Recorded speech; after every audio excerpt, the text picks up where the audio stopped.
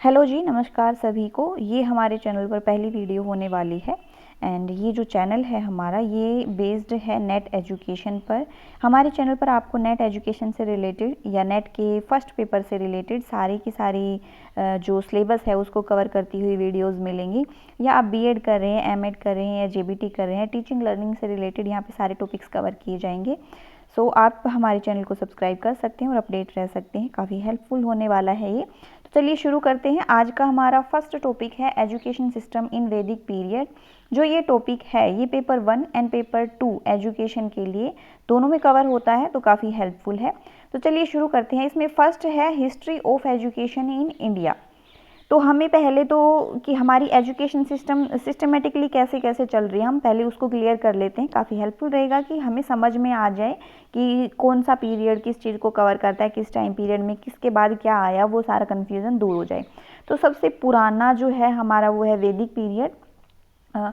जो हमारी सबसे पुरानी एजुकेशन सिस्टम जो रहा है वो वैदिक एजुकेशन सिस्टम रहा है, जो बिफोर 600 BC था। एंड उसके बाद फिर आया बुद्धिस्ट पीरियड जो 600 BC से 1200 AD तक रहा। फिर उसके बाद आया मिडवेल पीरियड जो 1200 AD से 1800 AD तक रहा। उसके बाद ब्रिटिशर्स आए, ब्रिटिशर्स पीरियड आया, उनके एजुकेशन सिस्टम चला, तो वो था हमारा 1800 AD से 1947 तक। एंड फिर पोस्ट इंडिपेंडेंस पीरियड जो आफ्टर 1947 पे चला।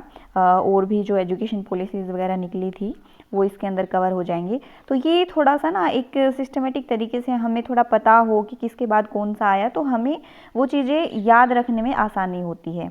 नाउ हम शुरू करते हैं वैदिक एजुकेशन सिस्टम में।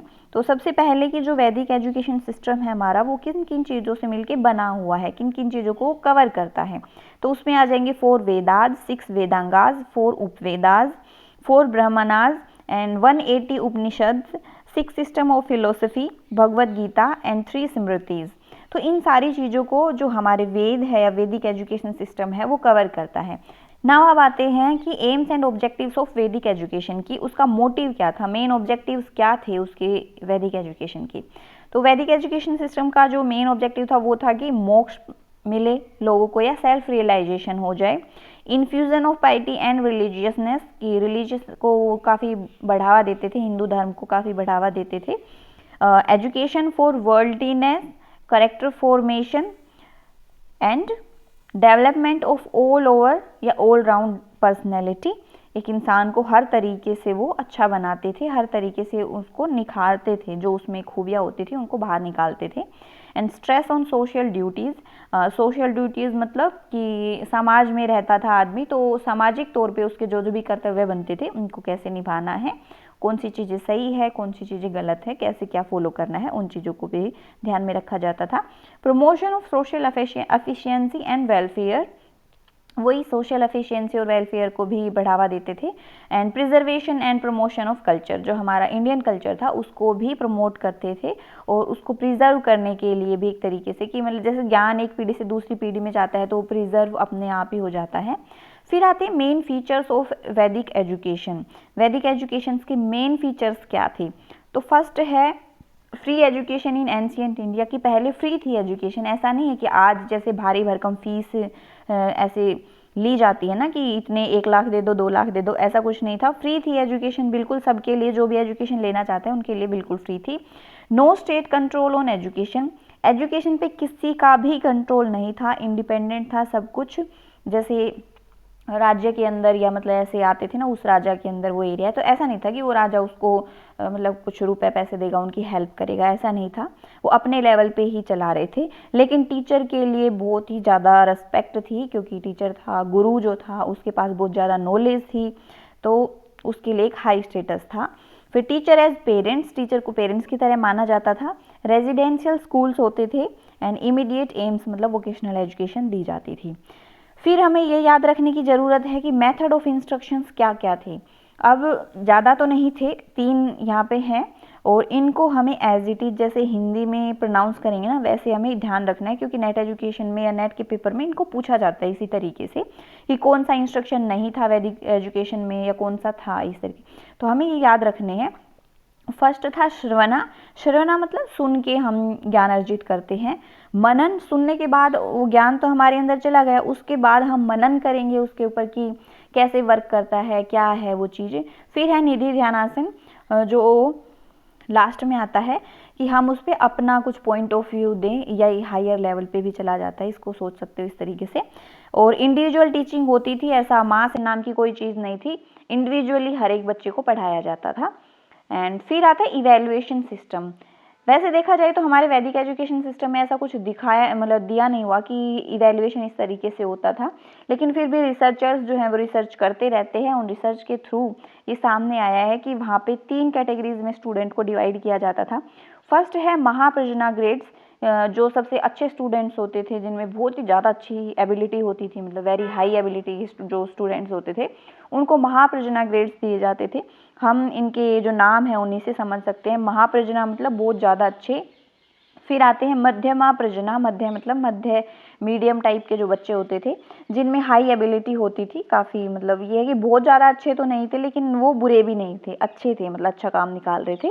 फिर है अल्प पर्जना ग्रेड्स। अल्प पर्जना ग्रेड्स मतलब जो एबल नहीं थे, जो अच्छे से परफॉर्म नहीं कर पाते थे, या स्टूडेंट्स ऑफ लो एबिलिटी बोल सकते हैं। तो इन 3 टाइप के ग्रेड्स में उनको डिवाइड किया जाता था। फिर ये कुछ पॉइंट्स मैंने लिखे हुए हैं जिनको हमें ध्यान में रखना है। हो सकता है कि क्वेश्चंस में ऐसे बना के कुछ घुमा फिरा के पूछ ले। तो जैसे role of travel in education, जो हमारा वैदिक एजुकेशन सिस्टम था उसमें ट्रैवलिंग का काफ़ी बड़ा रोल था। कैसे कि प्रैक्टिकल नॉलेज एक तरीके से दी जाती थी। ऐसा तो है नहीं कि मतलब आगे से हमें लेक्चर मिल रहे हैं और हम नोट डाउन कर रहे हैं, वो सिस्टम नहीं था उस टाइम। ठीक है, तो वहाँ पे क्या होता था, जो गुरु होता था वो जगह जगह लेके जाता था स्टूडेंट को अपने साथ। अब स्टूडेंट ये तो है नहीं, पूरी क्लास होती थी, मास एजुकेशन नहीं थी उस टाइम, वहाँ पे इंडिविजुअल एजुकेशन थी। तो 1 या 2 ही बच्चे होते थे गुरु के साथ। तो क्या करते थे, ट्रैवल करते थे एक जगह से दूसरी जगह पे, और ट्रैवल करते करते ही वो ज्ञान का अर्जन करते थे। ठीक है, तो ट्रैवलिंग का काफ़ी अच्छा रोल था। एंड फिर मीडियम ऑफ इंस्ट्रक्शन क्या था उस टाइम, संस्कृत था। ये हमारी पुरानी भाषा है संस्कृत, तो इसी लैंग्वेज में ही इंस्ट्रक्शंस दिए जाते थे उनको। सेल्फ कंट्रोल और सेल्फ डिसिप्लिन, ये सबसे मेन था कि बच्चा जो है वो सबसे पहले क्या सीखेगा, सबसे पहले वो सेल्फ कंट्रोल सीखेगा, सेल्फ डिसिप्लिन सीखेगा, कि दूसरे को बोलना ना पड़े, वो खुद उसको कब क्या करना है, कब उठना है, और किन चीज़ों से दूर रहना है, क्या अच्छा है क्या बुरा है, सब कुछ वो समझ उसमें सबसे पहले डेवलप होगी। फिर है wide spread education of women, कि जो औरतें थी उनके लिए एजुकेशन है वो फ्री थी, उनके लिए भी थी, मतलब ये है, लेकिन इक्वली नहीं थी कि लो मैन के इक्वल हो गई वुमेन के लिए, लेकिन हाँ ये है कि वुमेन के लिए भी उस टाइम पे एजुकेशन थी। बहुत सारी वुमेन्स हैं जो मतलब काफ़ी पॉपुलर हैं उस टाइम पीरियड की भी। फिर है teacher as spiritual as well as intellectual guide. कैसे हो गया ये, देखो एक तो स्टूडेंट्स जो होते थे, जो बच्चा होता था वो अपना घर छोड़ के टीचर के पास जाता था रहने के लिए, तो वो वैसे भी कनेक्ट करना पड़ेगा उनको ना, धीरे धीरे टाइम के साथ साथ उनको कनेक्ट करना रहता था, या कनेक्ट हो जाते थे, क्योंकि उसको 10, 12, 15 साल उसी टीचर के पास रह के, उसी को माँ बाप मान के, उसी से सब कुछ सीखना था। वो अपने पेरेंट्स को छोड़ के, अपनी जगह को छोड़ के टीचर के साथ जाता था। तो इसलिए बोला हुआ है कि टीचर ने एज ए मतलब स्पिरिचुअल के साथ साथ इंटेलेक्चुअल गाइड का भी रोल प्ले किया है, क्योंकि टीचर ही उसको गाइड करेगा, टीचर ही उसकी केयर करेगा ना, एक माँ बाप का रोल भी प्ले करेगा और एक टीचर का रोल भी वो प्ले करेगा। ओके, अब है करिकुलम। वैसे इसको ऐसा याद रखने की ज़रूरत नहीं है कि करिकुलम में कौन कौन से सब्जेक्ट्स होते थे, लेकिन एक तरीके से रीडिंग ले सकते हो कि हाँ ऐसे ऐसे टॉपिक्स थे या ऐसे ऐसे सब्जेक्ट्स थे जो उस टाइम पे भी पढ़ाए जाते थे। तो जैसे हो गया एंथ्रोपोलॉजी, हो गया एस्ट्रोनॉमी, हो गया ह्यूमन एजेंसीज, हो गया मैथमेटिक्स, हो गया मिलिट्री साइंस, हो गया एपिस्टेमोलॉजी, इकोनॉमिक्स, हो गया जियोलॉजी, इथनोलॉजी, मतलब उस टाइम पे भी ये सब्जेक्ट पढ़ाए जाते थे। तो काफ़ी डेवलप्ड था हमारा एजुकेशन सिस्टम। ऐसा नहीं है कि उस टाइम पे हमारा एजुकेशन सिस्टम है वो अच्छा नहीं था, बहुत सारे एडवांस ऐसे सब्जेक्ट्स हैं जो उस टाइम पे भी पढ़ाए जाते थे। ठीक है, अब आता है संस्कार या सेरेमनीज बोल सकते हैं, रिचुअल्स बोल सकते हैं, कि मतलब एजुकेशन सिस्टम के अंदर ऐसे कौन कौन से रिचुअल्स थे जो परफॉर्म होते थे। तो ये जो मैंने दिविजा लिखा हुआ है इसका मीनिंग होता है सेकंड बर्थ, कि क्यों बोला गया है ये, कि ये वो पॉइंट है या ये वो स्टेज है जहाँ पे बच्चा अपने पेरेंट्स को छोड़ता है और टीचर के पास रहने के लिए जाता है, क्योंकि उसको ज्ञान का अर्जन करना है, उसको ज्ञान लेना है, पढ़ना लिखना है उसको। तो वो अपने पेरेंट्स को छोड़ के टीचर को ही अपना माँ बाप मानता है। तो क्या हो गया, बच्चे ने अपनी एक जगह छोड़ी और दूसरी जगह पे जाके बसना उसका दूसरा जन्म ही हो गया। ठीक है, कि वो अपने पेरेंट्स को छोड़ के टीचर को सब कुछ मान रहा है। तो उस पॉइंट को बोला गया है द्विविजा, उस बच्चे के लिए बोला गया है कि वो द्विविजा है, मतलब उसका दूसरा जन्म है वो।